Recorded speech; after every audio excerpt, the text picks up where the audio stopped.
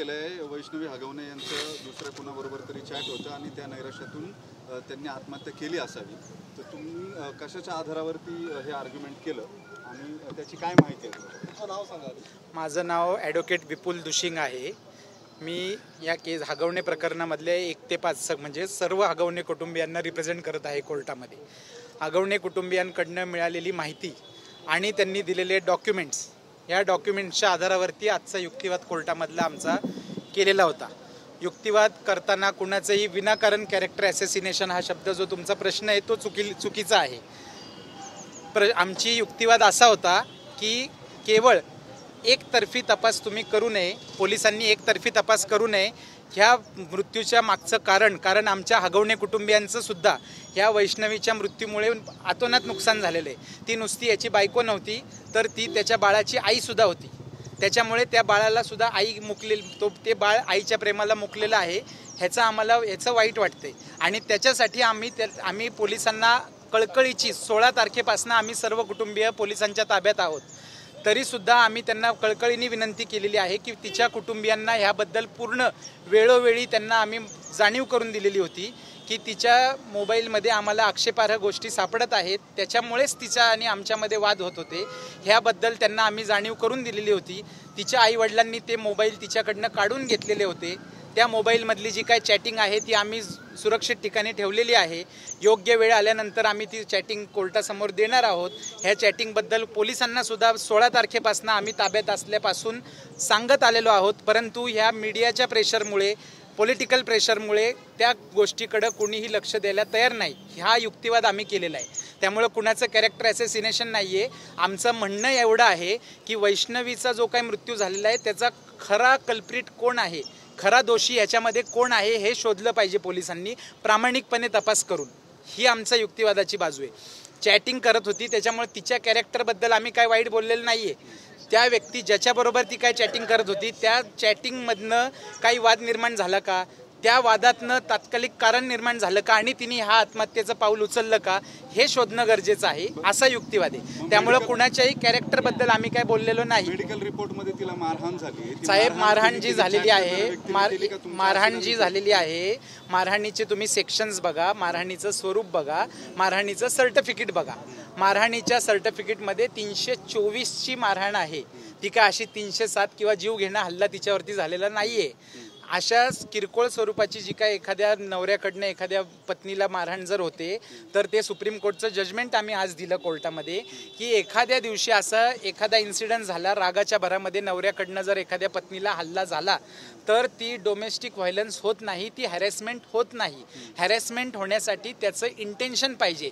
एखाद्या तात्कालिक कारणावरून एखाद्या मुद्द्यावरनं भांडण झालं, त्याचं पर्यवसन मारहाणीमध्ये झालं, ती हॅरेसमेंट होत नाही. हे सुप्रीम कोर्टाचा जो निकाल आहे तो निकाल आम्ही आज निदर्शनास आणून दिला कोर्टाच्या. ते काय माझं ओपिनियन नाही आहे, तसे न्यायनिवाडे ऑलरेडी आहेत. ते न्यायनिवाडे आम्ही दिलेले आहेत. त्यामुळे त्यांना सुसाईड केलेलं होतं का सुप्रीम कोर्टाने जी ऑर्डर केली आहे? तुम्ही सुसाईडच्याच केसमधले आहेत ना, सुसाईडच्या. तिला मारहाण झाली. प्रत्येक मारहाण ही काय सुसाईड करण्यासाठी, उद्युक्त करण्यासाठी होते असं त्याचा अर्थ होत नाही.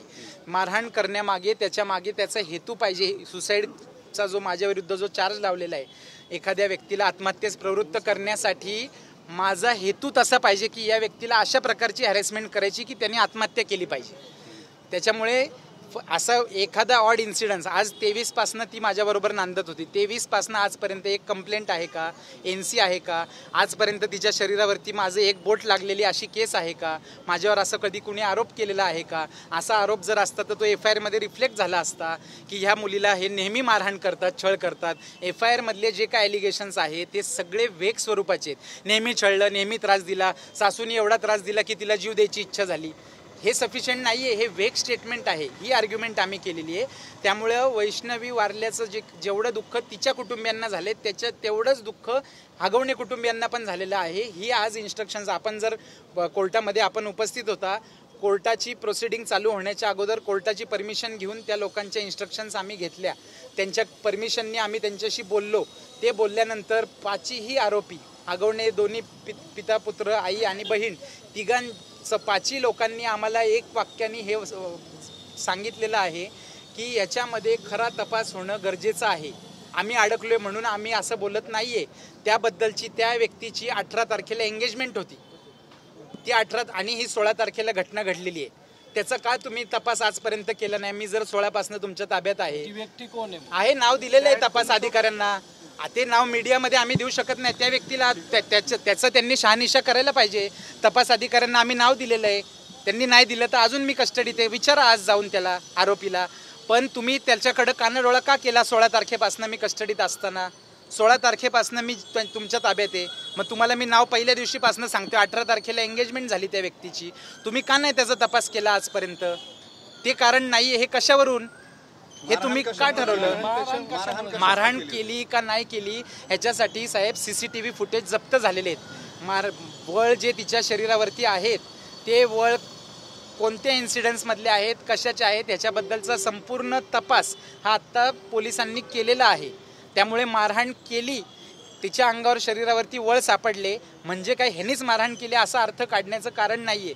कारण ही व्यक्ती ज्या वेळेस घटना घडलेली आहे त्यावेळेस घरामध्ये कोणीही नव्हतं. 5 आरोपींपैकी एकही व्यक्ती घरी नव्हता आणि ती एकटी असल्यामुळे तिने ह्यांनी दार तोडून तिची सुटका केलेली आहे.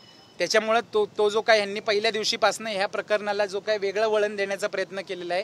कारण का दिलेलं आहे तर एकतर्फी बाजू ऐकून तुम्ही सुद्धा सगळ्यांनी रिपोर्ट केलेलं आहे. आजपर्यंत आज आम्ही येणार नव्हतो, येण्याची आमची इच्छा नाही. पण आज आम्हाला त्या कुटुंबाने कळकळीने विनंती केली की तुम्ही निदान या माध्यमातून तरी पोलिसांना योग्य तपास करायची विनंती करावी. कोर्टाकडनंही केली. डावरी सर मागू शकत नाही. 40 लाखाची यांनी फॉर्च्युनर दिली म्हणतात. ह्याच्याकडं ऑलरेडी 90 लाखाची मर्सिडीज आहे. 5 कोटीच्या गाड्या घरात पार्किंगला आहेत. त्या गाड्यांना कोणी हात सुद्धा लावत नाही. ऐकून घ्या सर, वापरली कसं असतं सर, डावरी आणि वडिलांनी आता आपल्यालाही मुली असतात. आपण वडिलांनी स्वेच्छेने मुलीला दिलेलं बक्षीस, गिफ्ट ह्याच्यामध्ये फरक आहे. बक्षीस दिलेलं ह्याला डावरीच्या व्याख्येमध्ये ते मोडत नाही. डावरी ही मागितल्याने दिलेल्या ज्या गोष्टी असतात, मागितल्यानंतर त्याला डावरीची व्याख्यामध्ये बसतं.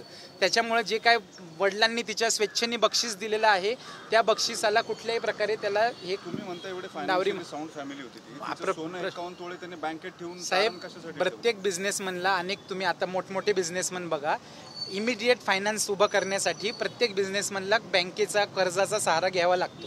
यांची सुद्धा फॅमिली बिझनेसमध्ये आहे. यांच्या 5 रजिस्टर्ड कंपनीज आहेत. They are financially sound family. त्यांना अचानक एखादे फायनान्शियल क्रंच आला, फायनान्समध्ये जर त्यांना आवश्यकता वाटली तर सगळ्या कुटुंबाचे तिचंच काय, ह्याच्या आईचे, ह्याच्या बहिणीचे, घरातल्या प्रत्येक व्यक्तीचे दागिने गहाण ठेवलेले आहेत.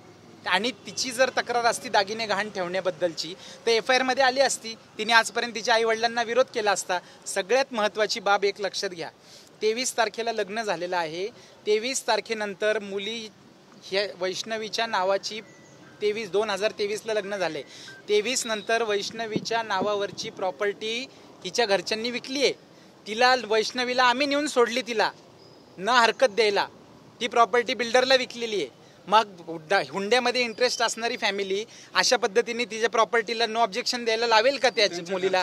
बांधकाम व्यावसायिकांकडे जाऊन परस्पर भेटत होते असं तुमच्या आशिलाबद्दल का आरोप केला? तेच तर आरोप आहेत. आता त्यांना काही सापडत नाहीये ना आमच्या विरुद्ध. त्यांना फक्त एवढंच विचारा तुम्ही की तुमच्या मुलीचं ना हरकत तुम्ही घेतली का, प्रॉपर्टी विकली का बिल्डरला लयच्या लग्नानंतर? त्यावेळेस तिच्या सासरकडच्या लोकांनी ऑब्जेक्शन घेतलं का? तिला आणून सोडलं का घरी ह्या ट्रान्झॅक्शनसाठी, या व्यवहारासाठी?